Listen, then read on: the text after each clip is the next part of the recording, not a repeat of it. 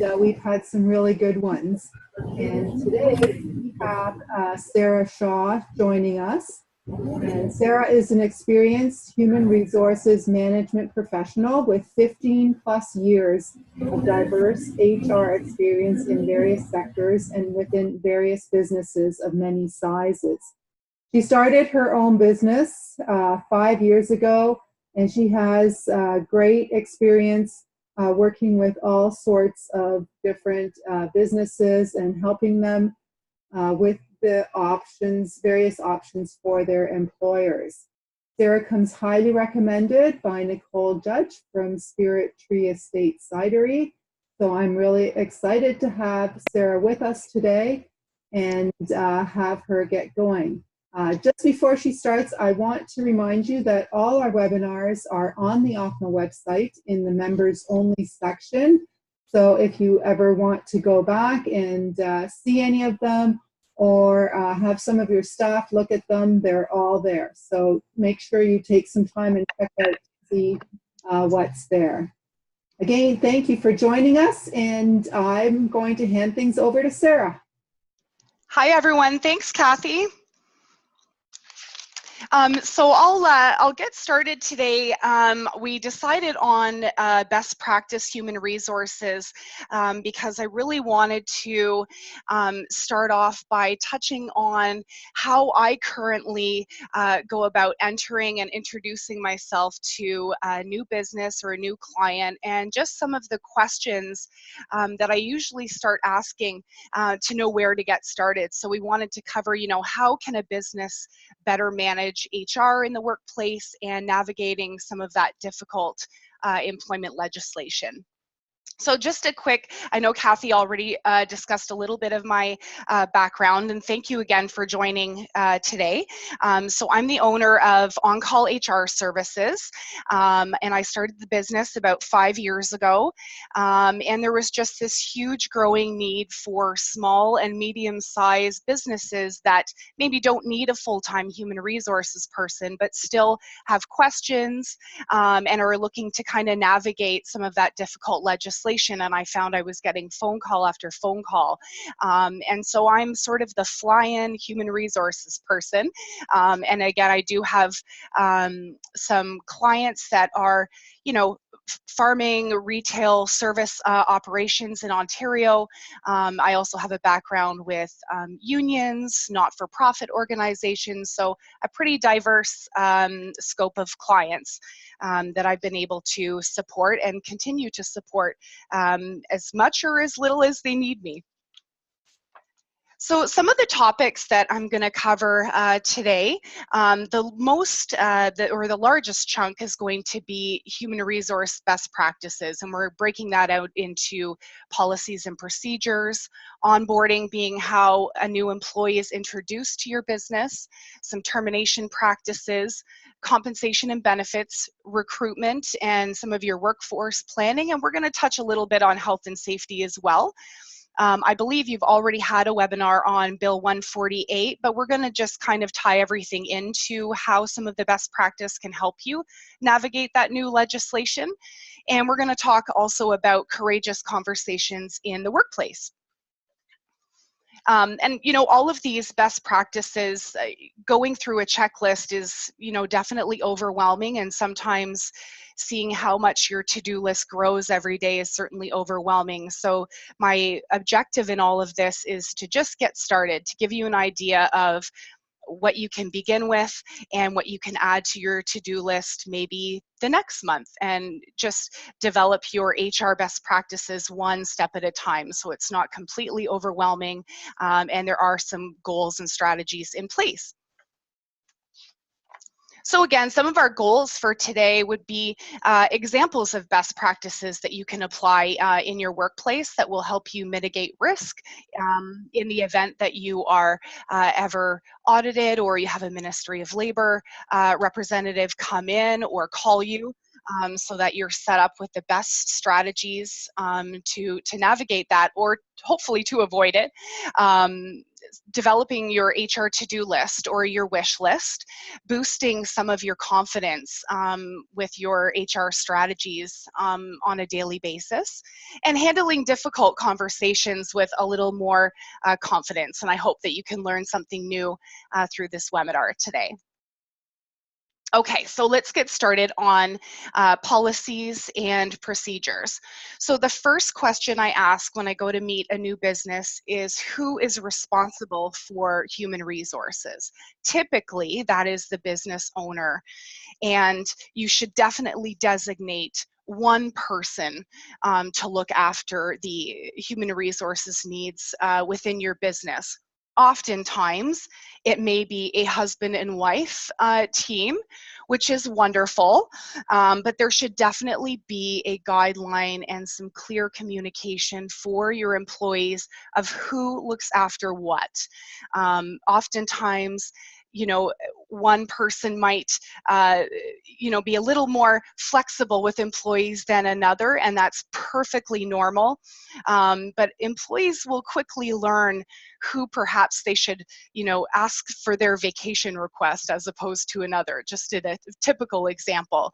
So clearly identify for your employees which person in your business is responsible for what task. Who do they submit their vacation request to? If there's a problem or a complaint, who should they go to? I would keep the HR function to one specific person.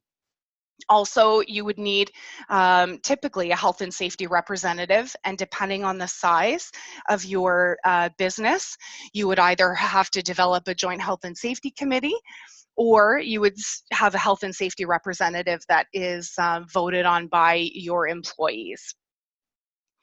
The second piece that I think is really, really important is having an employee handbook. And I say this a little bit lightly because an employee handbook can be 50 pages, or an employee handbook can simply be 4 pages. So not to make this too daunting, but start somewhere. So create a document, or, you know, whether it's in PDF format, that you can give to new hires. And so I've listed here, you can see on the screen, some examples of what you would find in that handbook. Some you might not have right away, and some might be more important to you than others. So some company information, a background about your business. You may want to talk about how work is scheduled.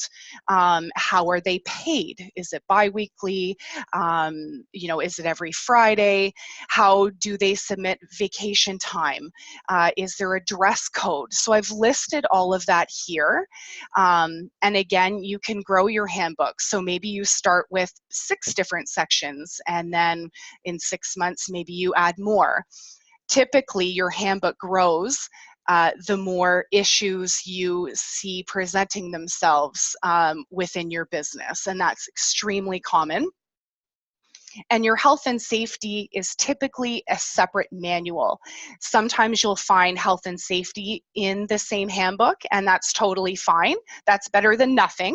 But depending on the type of operation and the size of your business, you may want to consider putting health and safety in a separate manual completely.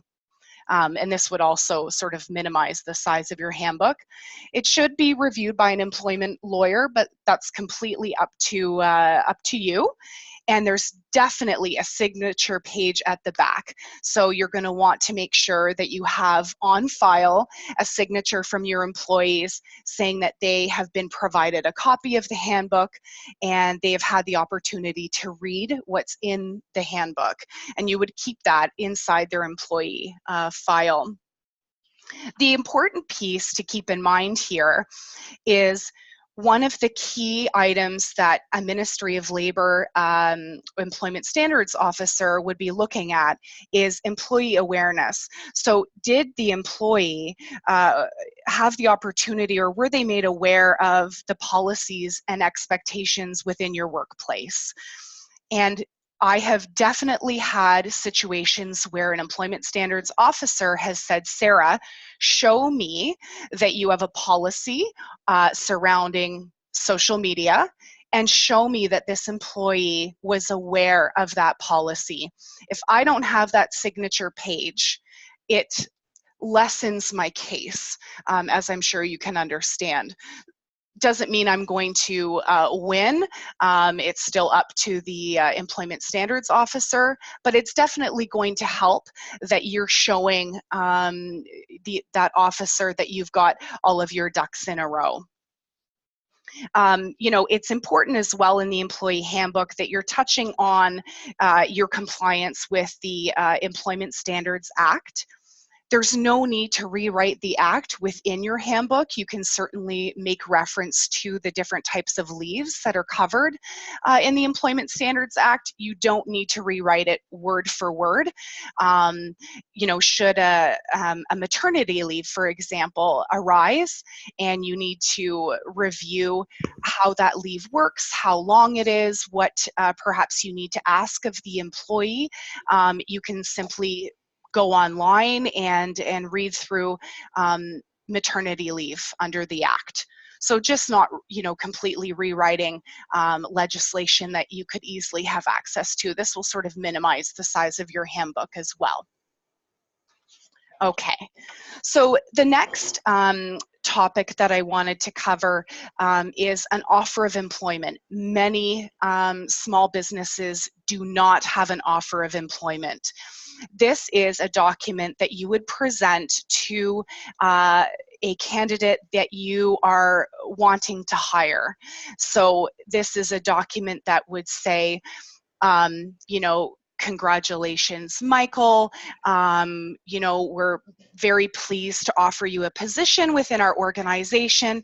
And so I've listed for you the common contents in an employment offer or an employment contract.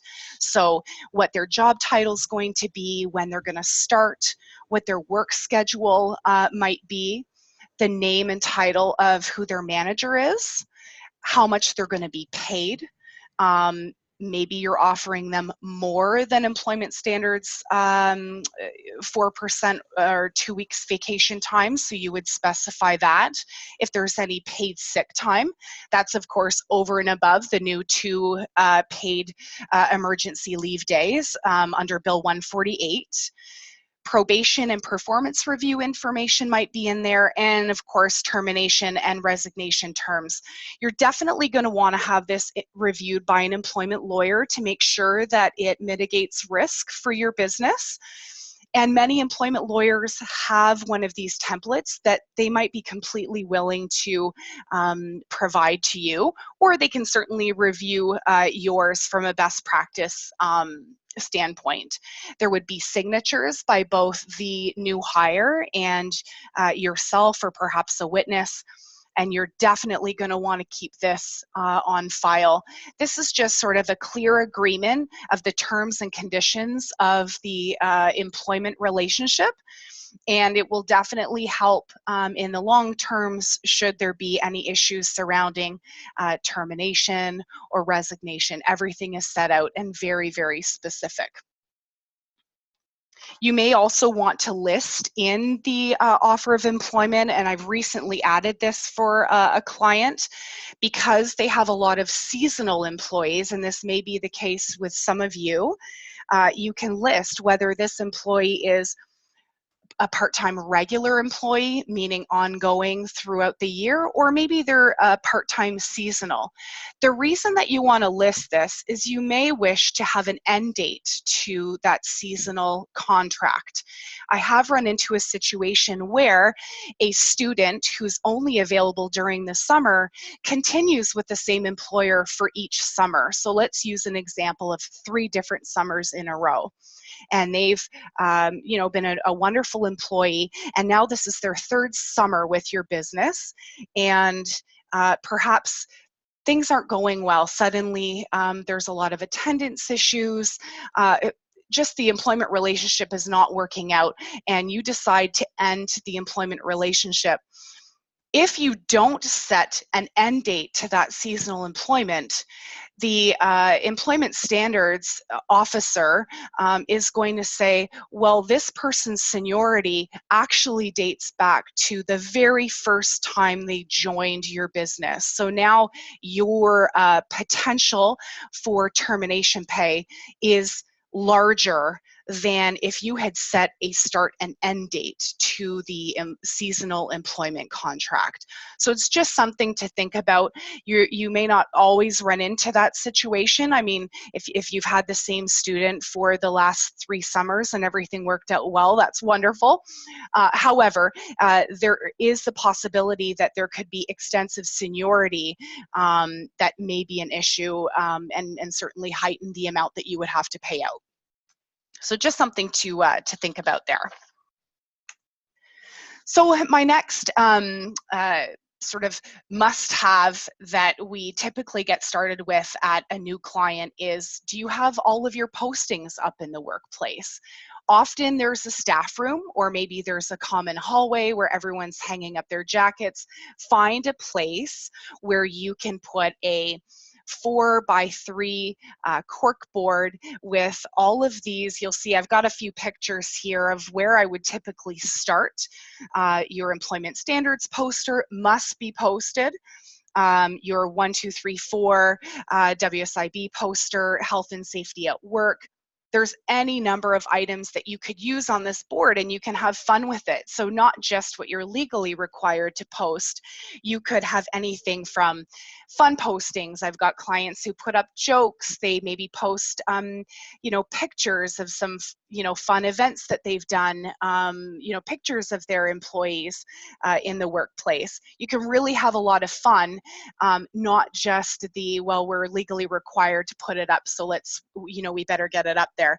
I've seen clients post memos for marketing ideas or uniform. Do you like this shirt or do you like that shirt? So have some fun with it, aside from just the legal compliance component, and make sure that this becomes a habit for your employees. When they come in at the beginning of their shift, ask them, please make sure you're checking the board. Maybe you're posting some great feedback from a customer, could be posted there.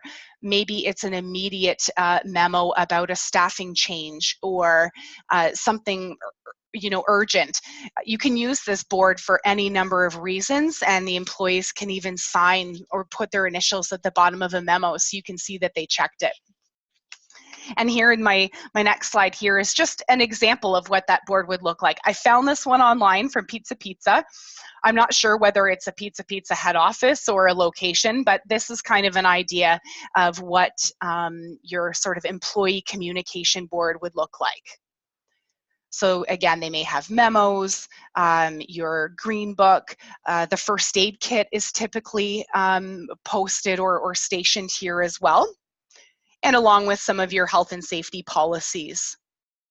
And all of this takes time. So even if you put up 3 postings and then the next month you put up another posting, that would be great. Just get started. So I have often walked into a new client and there are stacks and stacks of paperwork everywhere. And I understand, smaller businesses, everyone's wearing multiple hats and the administration goes to the absolute wayside. Some of us are better than others. And maybe, I've had clients where their desk is completely covered in paperwork, but they can find anything that I ask of them. So that's great. But let's get some employee files going. Inside those would be Joe's resume and maybe your interview notes, maybe you have an application form that they filled out when they walked in. That would be in there. A copy of the job posting that they applied to. Anything pertaining to that employee would go inside that file, including their signed employment offer. And maybe other documentation. Maybe you deduct off of their pay after they've signed for a uniform, their signed handbook page. And whenever someone resigns or they're terminated, you need to keep that file for potential future reference. So making sure that their resignation letter or termination letter is inside the file, and their record of employment, making sure that that's in there. It completely closes up the beginning and end of the employment relationship, and it definitely helps you sort of keep active and inactive employees separate. So as soon as the person's no longer with your business, put it in either a different cabinet or a different area, so that there isn't a mess or there isn't any confusion. Also make sure our privacy legislation is very strict in Ontario. So make sure that there's limited access to employee files and that they're not left out on anyone's desk.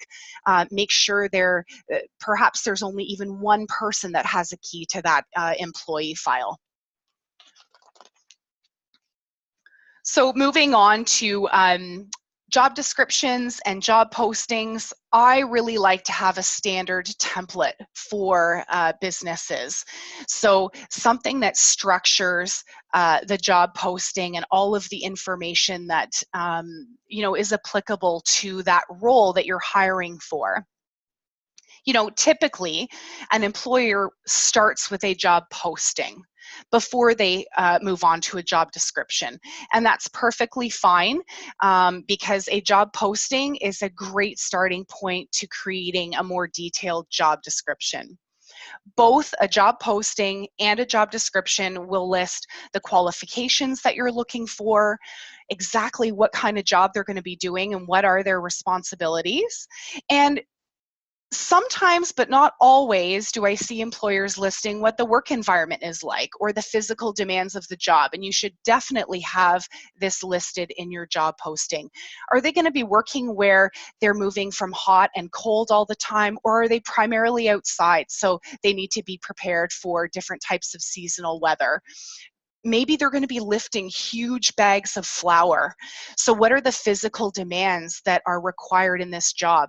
The candidates who are applying need to know exactly the type of job that they're getting into, to avoid any hiring and then suddenly I didn't realize that I would be outside 90% of the day. That has happened before. So some of those factors are important to list in your job postings and in your job descriptions. If you can create a standard template, it's super helpful to just plug in all the information. And sometimes there are standard items that you are looking for in a new hire, so you don't have to reinvent the wheel. Just go in and change some of the responsibilities and the qualifications, and away you go. It certainly helps make things very, very quick. A little bit of a tip for you in terms of job posting. I like to use Indeed, and I'm sure many of you have used that platform. Indeed has some of the best online traffic for recruiting candidates. You can either post a free ad, or you can sponsor or pay to make sure that your job is highlighted on the first page for quite some time. And your best posting day is always a Monday. It typically will yield you 30% more applicants than posting on any other day. So just something to keep in mind. If you've got some flexibility and it's not urgent, plan to post on a Monday. The second 2 points, I'm going to just sort of breeze over. There's privacy legislation and accessibility legislation in Ontario, and it's quite extensive, and a lot of employers are still navigating some of this legislation. So it is important that you read about exactly what the legislation is, how it is sort of covered or applies to your business and your workplace. And there should be a privacy policy and an accessibility policy posted in your workplace. And certainly compliance with these items is really, really important. But a lot of employers, to be perfectly honest, this is not where they start. but eventually we will get there, and you will get there. Just something to keep in mind. You will definitely need a privacy policy and accessibility policy, and you'll need to understand how your business and workplace might need to change to accommodate and ensure compliance with these two pieces of legislation. So the next part we're going to go into is onboarding and termination practices. So a lot of people, just to reiterate, onboarding is the process of bringing someone into your business, and after hiring, what does that, bringing them onto your team look like? So I often create a checklist for businesses that goes through making sure all of the required documentation has been collected and signed. And you're going to keep this checklist just to keep yourself on task and keep you organized. And you can keep this in the employee file. So if you ever need to look back and say, oh, I wonder if I had them sign this policy, or I wonder if I made sure that we deducted for their uniform, you can go back and check your onboarding checklist for that employee. Also making sure that you have an employment lawyer that has reviewed your employee handbook or your new employment contract or template. This is really, really important. HR professionals, have knowledge of legislation and have created many employment contracts, but we never replace a lawyer. Never. So always make sure that your business, is protected, in that someone with a legal background has reviewed some of this key documentation. Please make sure when the employment relationship ends that there is limited access to your business, property is collected, and any electronic or social media access has been terminated.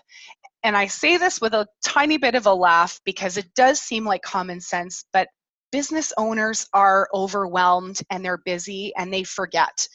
And there have been recent, scenarios where I have had some of my network contact me because an employee decided to resign and deleted all of their social media posts on Instagram. So definitely make sure that you are taking all the end steps. So even though we're talking about all these best practices when hiring and onboarding, don't forget the end. The end is important to your business and mitigating risk as well. Making sure that the next part here is making sure that any money that's owing to an employee that's leaving is payable on their final paycheck. So making sure all final wages have been paid out. Is there vacation money owing that needs to be added to their check? And depending on the circumstances, do you owe them termination pay or not? Making sure that that goes on their final paycheck as well. So keeping all of these points aligned so that you can really just sort of close up that employment relationship in a nice, tidy package, and there aren't any headaches afterwards. It certainly helps avoid that. Going along with that, make sure that your record of employment, which is required to be submitted once someone's earnings have stopped with your business, is created as soon as possible after that pay period or after that final pay has been paid out to that exiting employee. If you do this in a timely manner, you're going to have really no issue unless there's some concern about the figures on it. Make sure, though, that it's done, in according to CRA guidelines. I believe it's a week. I haven't done payroll in a while, but I believe it's within a week of the pay period ending, making sure that the employee receives a copy and that you submit a copy electronically to Service Canada. I recently had a phone call with an employment standards officer, and she had said to me, Sarah, one of our biggest red flags is if a record of employment is significantly delayed in getting to an employee. So in this example, an employee had filed a Ministry of Labor claim and the employer had just submitted the record of employment. It was actually 5 months late getting to the employee, and that was an immediate red flag against the employer. So even though the reason for the claim being filed by the departing employee had nothing to do with the record of employment, automatic red flag against the employer. So just keep that in mind. Tie up the end of the relationship as neatly and as in a timely manner as possible. Along the same line, in terms of termination, make sure that all of the details surrounding the termination remain confidential. Certainly, no matter what size of business, the rumor mill flies, and it's important that the business has a voice to employees to deter a little bit of some of the rumors. So I always tell business owners, send out whatever your method of communication is, whether it's posting a memo or sending an email. Just put out an announcement that so-and-so is no longer with the business, and we thank them for their loyalty, and we'll advise about any new hires, or whatever wording you want to use. It's important that you lead the conversation in a professional manner, and that will help deter some of the rumor mill. And it certainly puts the professionalism more in focus to begin with. The last point here that I wanted to remind business owners is to make sure that any references that you're going to provide to an ex-employee are legally sound. They remain factual. So factual being anything that really is in the employee file that is not based on personal opinion. And you're going to want to make sure that you have permission from the departing employee.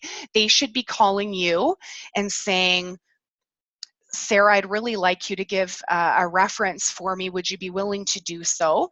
And here's who's going to be calling. Would you be able to give them a reference for me? Make sure you have permission, whether that's a phone call or an email approval from the employee. I always prefer email because at least you have it in writing and you can even print it and put it in the employee file. Sorry, I actually skipped over one of my points here. I just realized is when an employee resigns or they're terminated, making sure that their tasks are reassigned and the appropriate people are notified. So perhaps there's an admin person who typically looks after a fair number of tasks. Make sure that if that person resigns, there's some type of plan B of who's going to be looking after what. Maybe that's until you replace them. Who knows, until you know what your decision making is on that specific role. I've seen a lot of risk that presents itself when everything just goes to the wayside because we've not really had a game plan in place of who's going to look after those things. So just keep that in mind, how to keep everything flowing nicely. Once you get some HR processes in place, you don't want everything to fall apart and then you're starting all over again. So do your best to, whether it's reassigning somebody or keeping organized until you've replaced that individual. Okay, so compensation and benefits. When I talk about this first point, does your business have an appropriate pay scale for its positions? This is definitely a wish list item. Many businesses do not have a pay scale.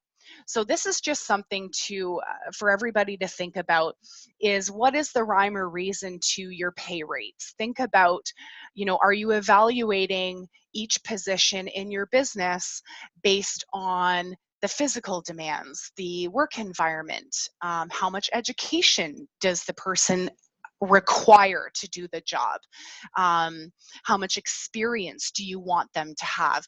So is there some logic and rhyme and reason to what you are paying for this specific position?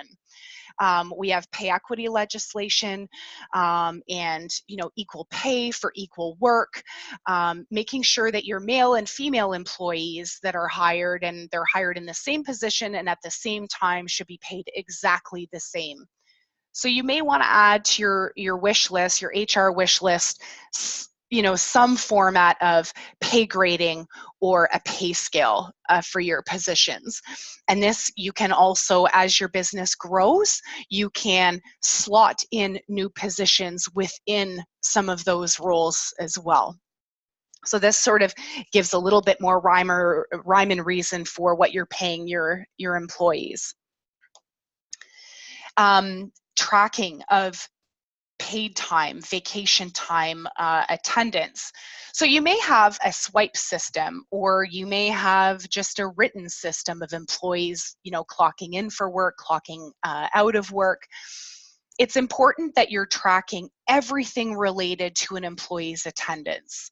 So there's a legal requirement, of course, to make sure that you're tracking employee time and pay. And again, this is huge. When an employee is on vacation, how are they submitting the vacation time to you? How is it approved? There's got to be a trail of requesting and approval or decline if that's the case. And if suddenly employee is departing and they say, well, I only took 5 vacation days, but you believe that they've taken 9, the onus is on the employer to prove how much vacation time that employee has taken. And in some cases, vacation time and vacation pay accrued don't necessarily match depending on how much overtime the person might work.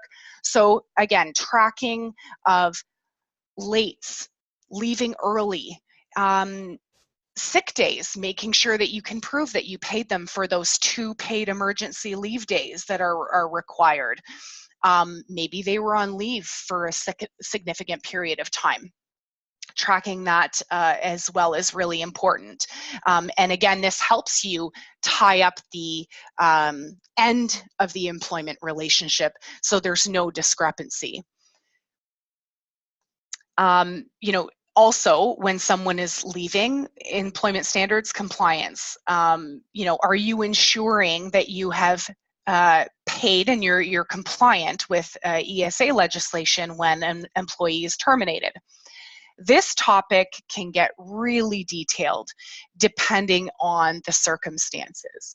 So I'm not going to go too much into when you pay termination pay and when you don't, because there are so many variables that to be considered, and it's really specific to the circumstance and the situation. But making sure that if you've got a person with X amount of seniority, do you owe them for termination pay in lieu of any notice? Most businesses will not have to pay severance depending on the amount of their gross annual payroll and how long the employee has been with the business.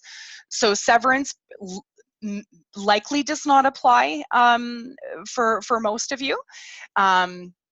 But perhaps it does. Just making sure that you're compliant with what you're supposed to be paying if there is any notice period, and maintaining benefits and vacation pay accrual during that termination time frame that may be owing to the employee.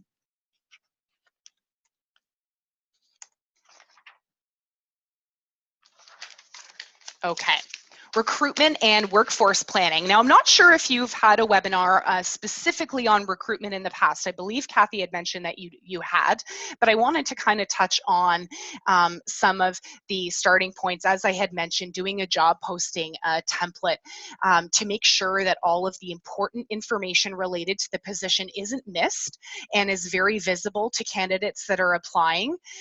It's also going to include a statement about how your business is adhering to employment-related legislation, equal opportunity employment, and anti-discrimination practices. You may also want to include if there's a pay grade or pay scale. Some employers like to list what they're paying. Some don't. That's perfectly fine. You're not required to do so. You would also want to list the hours of work.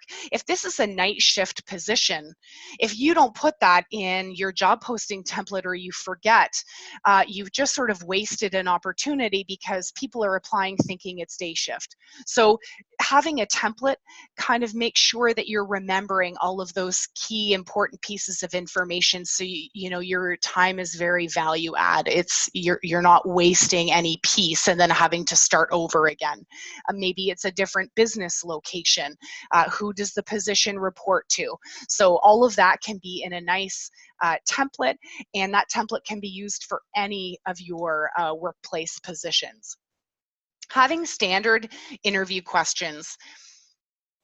As an HR person, I don't really enjoy just reading off of a list. However, I do see the positives to that for business owners. So pre-planned documentation that helps you stay on track and helps you remember the important questions that you really want to ask a candidate is wonderful, and can certainly help supervisors and managers or any other person that you may want to have interview, because you're asking the same questions to each candidate and you're making sure that you're not missing anything that might be really important to your business to find out.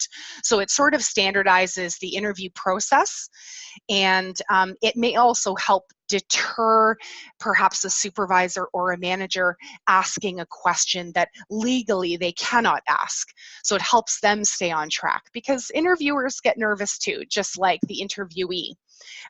You know, without a sort of pre-planned document, you certainly don't want to ask any illegal questions like, how old are you? Are you married? So this would help deter that type of situation from happening. And I always advise that supervisors and managers have interview best practice training, so that they know what questions they cannot ask of a candidate. However, if a candidate decides to tell you that they are married, or they decide to reveal how old they are, you're not in the wrong as long as you didn't lead them into that question. So you can certainly, you know, make note of that if they offer the information to you without you leading. Providing verbal or written references for departing employees. Again, make sure you have permission. Making sure that you know who's going to be calling and you've got permission to give that reference. Make sure that you pull out their employee file and you confirm the length that they were employed and their title, and keep information as factual as possible. Not, well, I really don't think Joe would be great for a position because I just don't think he's up for the challenge. You shouldn't be saying anything like that. It should just be factual. And when in doubt, or if this person offered you, up as a reference and you get a phone call, if you don't feel comfortable answering the question, or you don't have anything nice to say, don't say anything at all and just say, I can't comment. And that would be your answer to their question. Okay. Orientation checklist. So this may seem a little bit silly to some, but again, this helps keep you organized and make sure that you're giving the right introduction to a new hire. So on that checklist, you're going to have all of the paperwork that you want to make sure that they have signed or they've read. Maybe they're watching a video. Maybe they are doing some online training for health and safety. So this checklist is going to make sure that every new hire is going through the same information process. You may also want to include a tour. Did I show them where the washrooms are? Did I show them where the first aid kit is? Did I show them the communication board? Checking all of that off. It may include a training checklist on there. Did I show them how to use the register? Did I show them where the fire extinguisher is? All of that information can be on that checklist. And you know, cover areas, as I said, of interest that relate to health and safety. So fire extinguisher, where's the emergency exit? Who is the health and safety rep? Here is the person. Don't just give a name, because he or she is not going to know who John is unless they go hunting. So make sure, maybe there's even a picture posted of John on your communication board, because he is the health and safety rep. So again, this just helps you stay on track, and you may even want the employee to sign it. Yes, they're signing saying, I've been showed all of these things. I know exactly where to get a Band-Aid. I know exactly where the fire extinguisher is. They sign the bottom and it goes inside their employee file. And if you're a business that, you know, takes advantage of awesome co-op students from local colleges or universities, whether it's an intern or maybe you have someone that volunteers with your business or your organization, treat them the same as an employee that you're hiring and paying, if you will.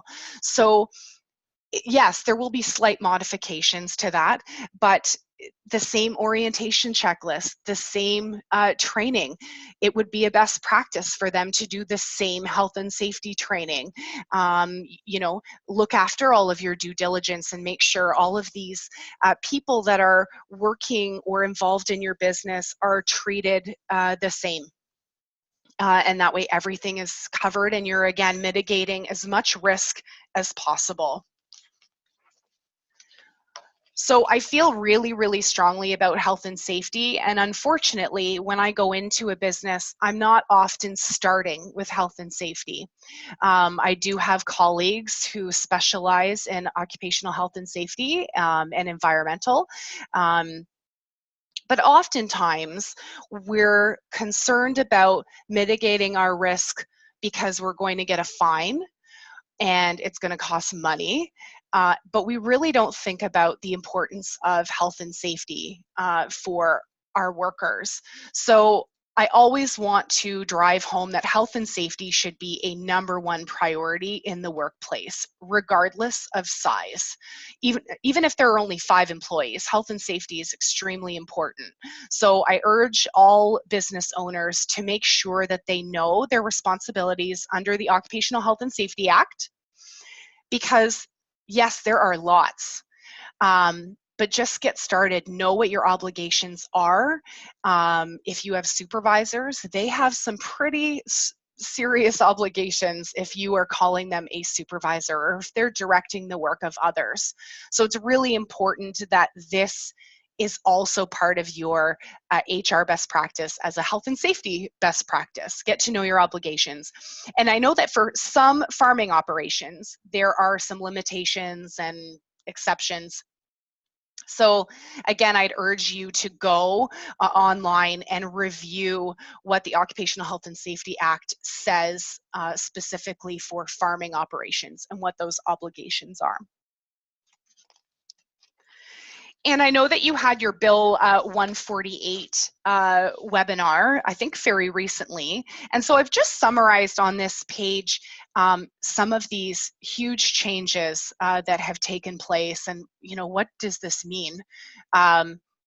Definitely, it's an overwhelming time to be an employer.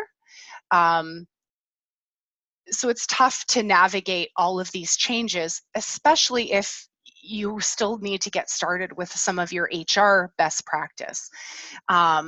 You know, minimum wage increases. Oh my goodness, that's a big one. You know, overtime pay.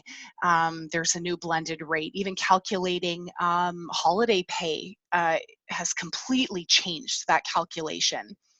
So all of the items that I just went through with you in terms of what I think are best practices of where to get started with HR will help better navigate Bill 148 and help you set the stage for better compliance with better tracking, with better organization, and a heightened awareness of human resources. A lot of these changes you'll be more adaptable and it'll seem less daunting and less stressful if you keep organized. I've just listed down here, I was reading some articles. There are 175 new employment standards officers planned to be hired by 2021. I've already seen several job postings for ESA officers. I certainly would not want that job, but there's a lot that are going to be hired, and at roughly 1 in 10 workplaces will be inspected. So that's an actual visit from an employment standards officer. This isn't even discussing, perhaps a Ministry of Labor Health and Safety visit. So just something to keep in mind. All of this change and adapting to change takes time. So my next slide here is just to get started. This is a list of all of the employment-related legislation in Ontario, and it's a lot. The Human Rights Code, ESA, of course, anybody can go to a lawyer and not pay even a retainer, and can try and take you to court for more increase in termination pay, etc. Anybody can do that, and it just gets scanned over to your business, and here you are. All of this can be really daunting, so my tip is to just get started. Start somewhere. Start with employee files if you don't have any. Start with an employment contract. Put up a communication board and involve your staff in that. Just start somewhere is sort of my best advice. The last piece here might seem like it's a little sort of off the scope of HR best practice in terms of, we've been talking about legislation and how to better mitigate risk. A common question and struggle that I get when I first meet with a business is these difficult conversations that they have to have with employees. And there's a lot of, we just avoid them. We're close to these people. We work with them every day. They've become like family to us. And, suddenly, you've got to be the bad guy, or, they're not going to like this, but I've got to put my foot down. We avoid it as much as possible. And please don't avoid these conversations or put them off, because it's just going to get worse. So I wanted to try and list some of these key points that I even focus on when I have to have a difficult conversation with an employee, to gain more confidence and to sort of keep on track and make things maybe a little bit easier. Difficult conversations are never going to be easy, but they're necessary, and it's just a part of running your business. So prepare. Make sure that you prepare yourself, whether it's, trying to talk yourself through, why do I have to have this conversation? Why do I need to stop putting it off? Try and just remind yourself why this is so important. Prepare your team. So maybe have a meeting ahead of time.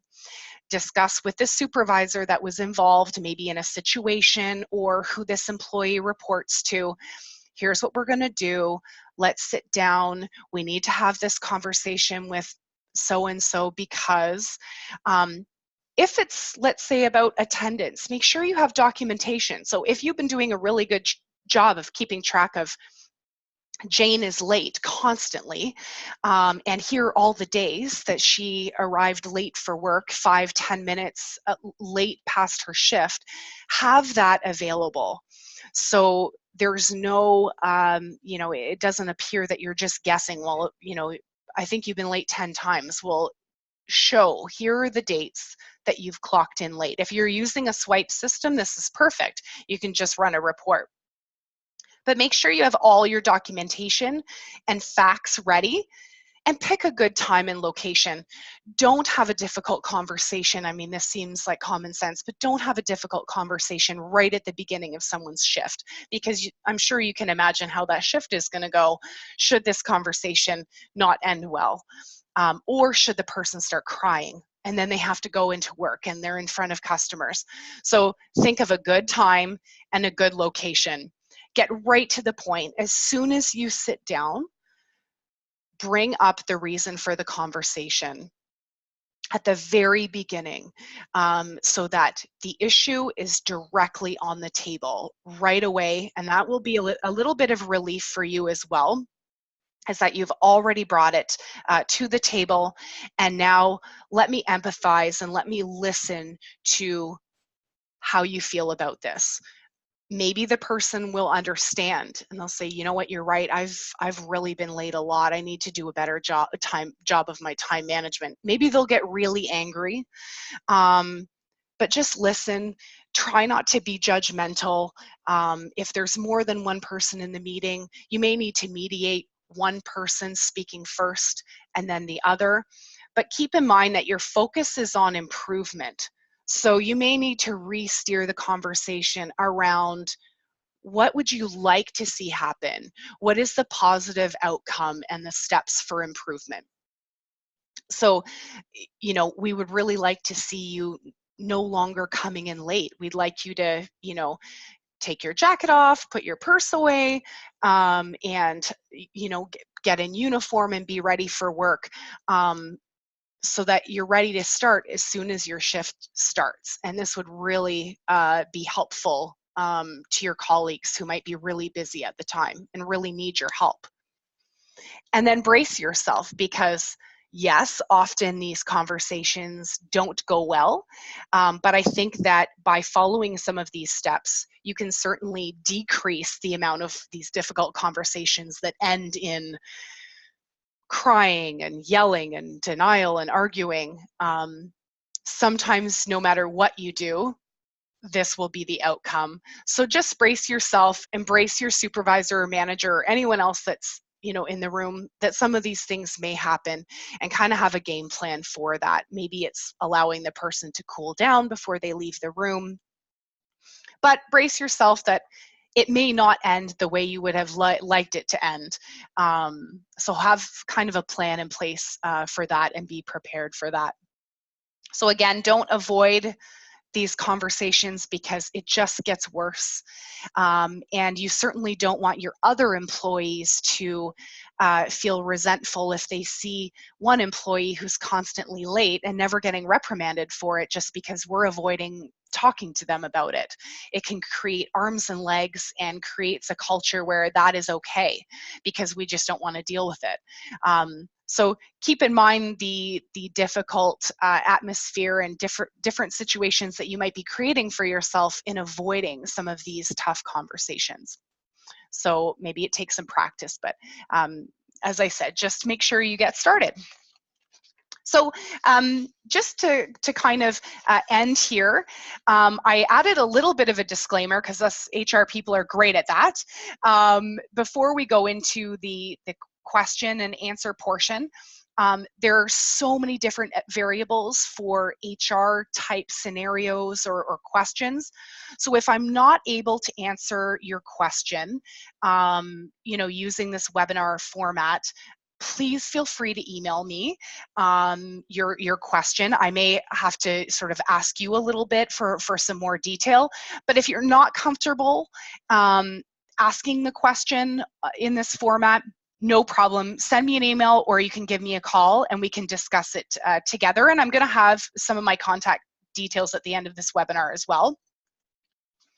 And I want to offer anyone who is involved in this webinar today a free HR needs assessment. There's no obligation, but I would love to meet all of you and learn about your business, and even just engage in some dialogue about how things are going, and even answer some of your questions in person. So feel free to contact me, and I've got my number here. So you can go on my website and message me there, or send me an email to the info @ and I would love to meet with all of you and answer your questions. And thank you again, Kathy, for asking me to do this, and Nicole for referring me.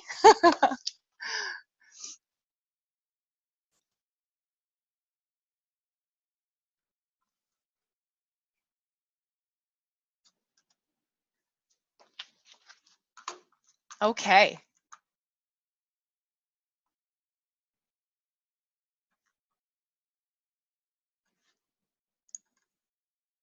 Okay.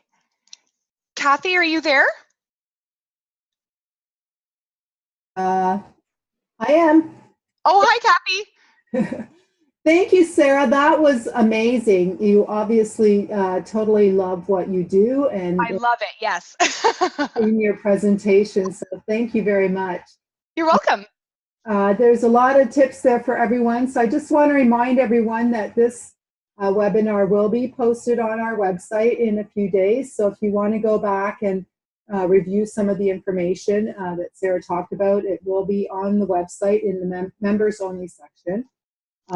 She also started out talking about an employee handbook, and I know if you don't have one or you haven't started one, it can be a bit overwhelming. So we do have an employee handbook template on the website as well. So that's something that's in a Word document. You can take it and change it for your own business, and it's a great starting point if you don't have something that could be an employee handbook at this point. I don't think there are any questions coming. I don't know if everyone knows, but if you go down to the bottom of your screen, there is a chat area, so you can post a question there if you would like Sarah to answer a question during this webinar. I'd like to thank Sue from Jester Creative. She's been my technical support here to make sure that everything's running as smoothly as it did today. So thank you very much, Sue, for that. It doesn't look like there are any questions, so Okay. I think we can wrap it up. Awesome. And just sort of to reiterate, if there's any feedback at all about the webinar, I'm always really open to both positive and negative feedback. So if anyone wanted to send me an email and let me know if there's something maybe I should have added, anything like that, I welcome that communication. Great. Thank you very much, everyone. Have a great day.